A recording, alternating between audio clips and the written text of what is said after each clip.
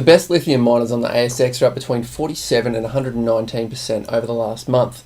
We're zeroing in to have a look at the top performing miners on the ASX and those that are exposed to the supply chain of lithium, because these have been the best performers on the market over the last couple of weeks and month. This is Final Market Points, where we connect the leading market themes and the top performing companies for better trading. You can like the video to support the channel, click subscribe for updates, or comment below to let us know which lithium miners you're trading and what's got you into them.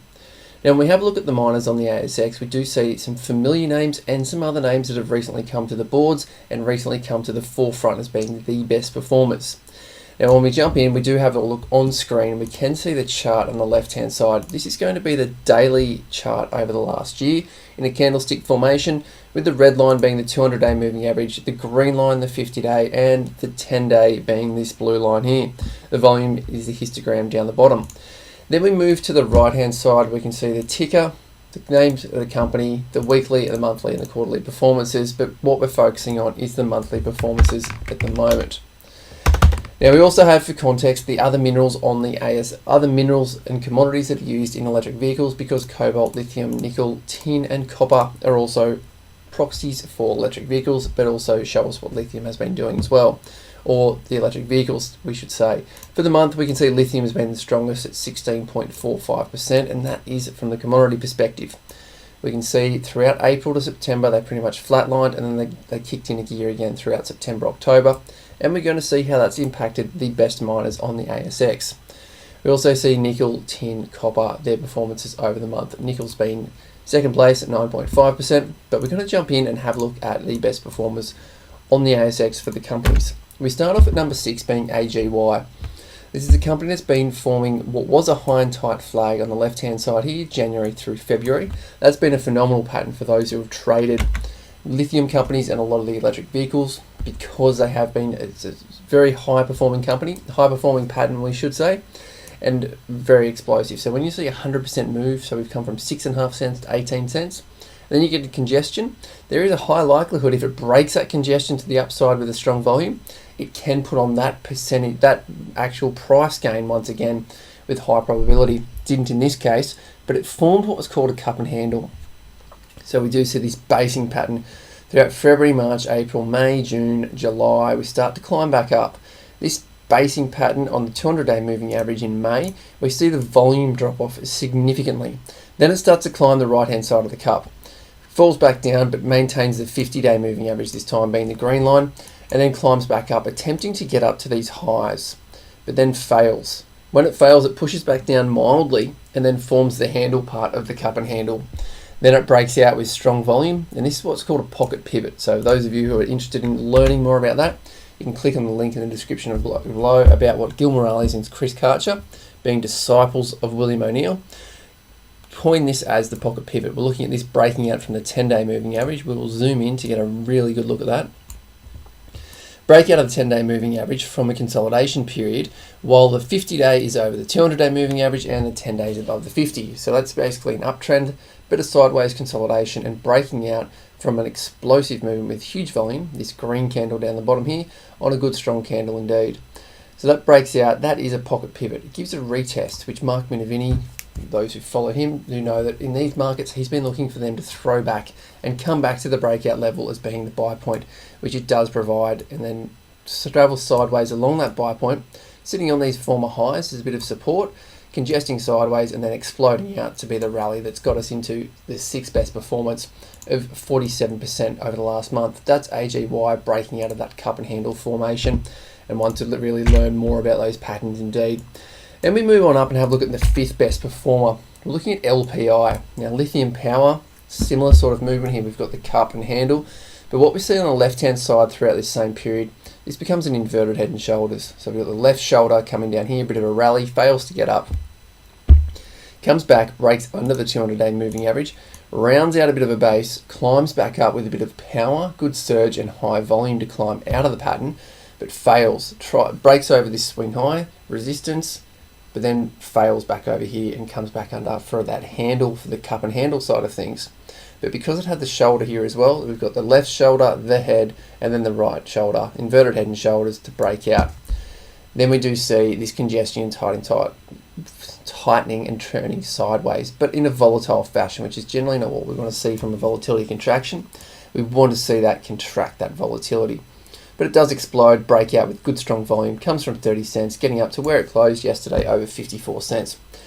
That we do see is number 5, LPI, being that good strong performer, 54% gain over the last month.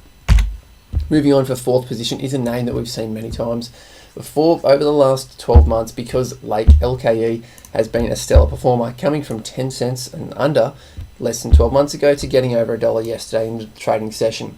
Now, seeing this move from the 55 cents to $1, that is a high and tight flag.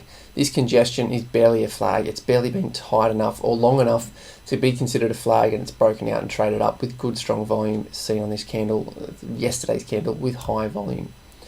What we saw throughout there was this basing pattern, churning sideways, pulling back, decent pullback, 20 cents from 50 cents, huge pullback. Then comes back, churns sideways, and then travels along here before breaking out with a pocket pivot to start that movement. So 21st of July, we see the volume spike up after the pocket pivot we saw on the 14th of July. So out of that congestion, 2 pocket pivots, and then it kicks on for another pocket pivot. Actually, it's extended here, so 30th of July is extended, but there are 2 early pocket pivots here before that breakout and rally up to 65 cents. Then considering the congestion sideways, pulling back to the 50-day moving average, toying with that twice, and then once it gets back over it, shoots out the gates and puts on that massive performance that Lake Resources has done, 58% over the last month. Huge, massive movement for them putting on that position. CRR is the next one that we're looking at. So Critical Resources, lower market capitalisation, we're looking at moving from 2.1 cents to 4.2 cents, 100% return with massive volume that's been drifting off, but still a huge movement indeed. This is where we look for the high and tight flag, because we saw a similar setup happening from 1.5 cents to 3.5 cents, congesting sideways, maintaining more than half of that flagpole. That's a critical component for the high and tight flag, and also being in a strong thematic, which obviously these lithium miners are. It breaks out, but that becomes a failed breakout and then gets pushed back down to the 200-day moving average before this consolidation, and then breakout to where it's done. CRR gets them in at number 3. Moving up for another performer that we've seen many times in the last 12 months is LPD Lepidico. Going that January movement, we saw that massive rally, pulled back under the 200-day moving average, then skating under, getting the 50-day moving average, this green line, under the 200-day moving as well, then rounding out a bit of a bottom. Tries to rally, has a bit of a pullback, stays above the 200-day this time. Rallies once again, meets the overhead resistance of that swing high, gets pulled back down, but holds the 50-day moving average and the 200-day moving average this time. After the golden cross, this is this green line coming back above the red line. Golden cross has happened while it's maintained the 50-day moving average.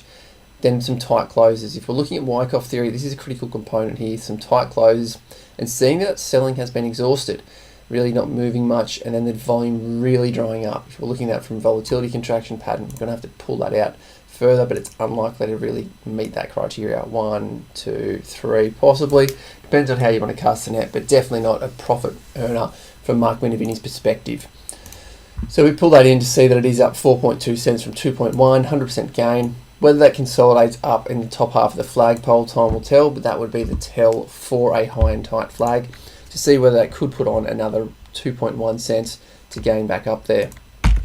Top performer is AZL, Arizona Lithium. Now what we've got here is pretty obvious. Lithium miner in Arizona exposure, or US, Northern Hemisphere, northern parts of America. We've looked at that before from the supply chain perspective, and we've also looked at Tesla's greatest concern to see how and what Tesla is looking at, and they looked at nickel as being their greatest concern, but really from the critical minerals, not the company, but how Joe Biden and the US presidency sees the critical minerals and looking at trying to get the exposure and pulling it out of the ground locally so they have that supply chain and really tightening that up. That has what's pushed a lot of the US miners that are listed on the ASX to outperform their local peers, their domestic peers. But you can click on the links in the description or have a look at our other playlist to see more about those details. But what we're seeing here is his churn sideways, a basing pattern, and then coming on, kissing on that 50-day moving average before, when we zero in, we're going to see some pocket pivots in here.